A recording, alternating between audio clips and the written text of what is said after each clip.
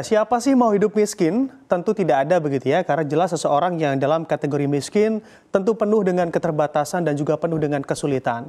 Tapi dalam ketentuan pasal 34 ayat 1 Undang-Undang 1945 juga jelas berbunyi, di mana fakir miskin dan juga anak-anak terlantar dipelihara oleh negara.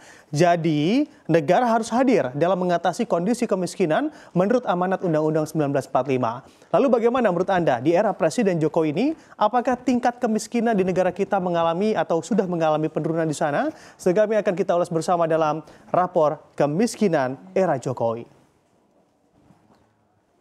Ya, melihat begitu ya kondisi kemiskinan di Indonesia atau di Republik ini, di mana secara data yang dipublikasikan oleh Badan Pusat Statistik Jakarta atau BPS menjelaskan bahwa angka kemiskinan di Indonesia per Maret 2024 ternyata mengalami penurunan ke angka 9,03% atau turun ke 9,03% dari sebelumnya sebesar 9,36% begitu ya di bulan Maret 2023 lalu.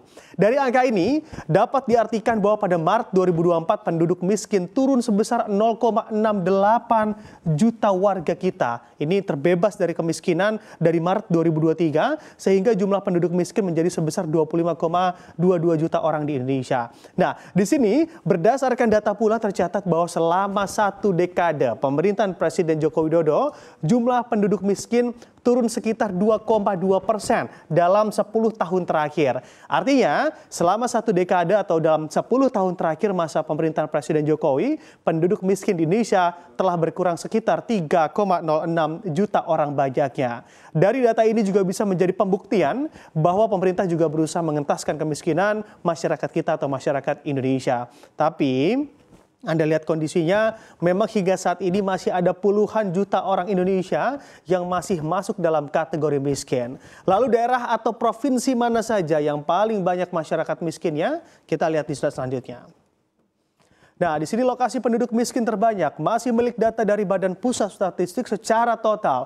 Ternyata Provinsi Jawa Timur menduduki posisi nomor 1 atau ranking pertama dengan jumlah penduduk miskin terbanyak, yaitu mencapai 3 juta begitu ya 982.690 jiwa masuk dalam jurang kemiskinan.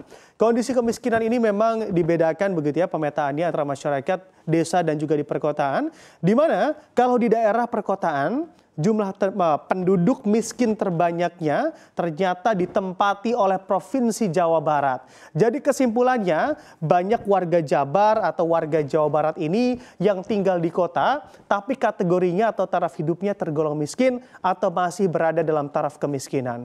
Nah, berbeda dengan Jawa Timur, untuk di Jawa Timur atau Jatim paling banyak masyarakat miskinnya tersebar di wilayah pedesaan, yakni mencapai 2,3 juta jiwa masyarakat desa di Jawa Timur dalam taraf atau kategori masyarakat miskin. Nah, sebetulnya menurut pandangan pemerintah, kategori miskin itu seperti apa sih? Kita lihat di slide selanjutnya.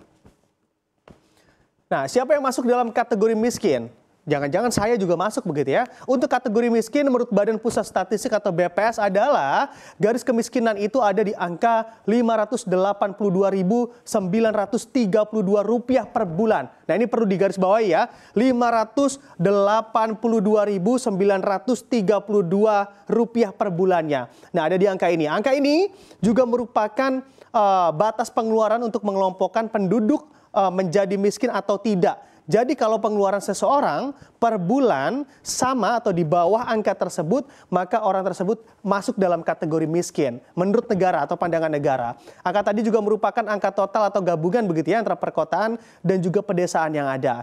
Jika dilihat lebih rinci lagi, garis kemiskinan di perkotaan mencapai Rp601.871 per kapita per bulan. Batas tersebut atau lihat begitu ya atau lebih tinggi dibandingkan garis kemiskinan di pedesaan yang sebesar Rp556.874 per kapita per bulannya. Jadi andai Anda, saudara Anda, tetangga Anda yang pengeluarannya di angka tersebut, ini juga bahkan lebih rendah begitu ya, tentu berhak mendapatkan bantuan sosial yang diberikan oleh pemerintah atau bansos. Tapi untuk yang tidak berhak, janganlah Anda mengambil apa yang bukan menjadi hak Anda begitu ya. Karena memang tentu bansos pemerintah ini juga untuk mengentaskan kemiskinan. Ditujukan bagi masyarakat miskin, bukan masyarakat yang pura-pura miskin tapi sering update kalau lagi healing. Nah, ini yang berbahaya. Jangan sampai terjadi di sini begitu ya. Lalu seperti apa target dari pengentasan kemiskinan di era Presiden Jokowi? Kita lihat di slide selanjutnya.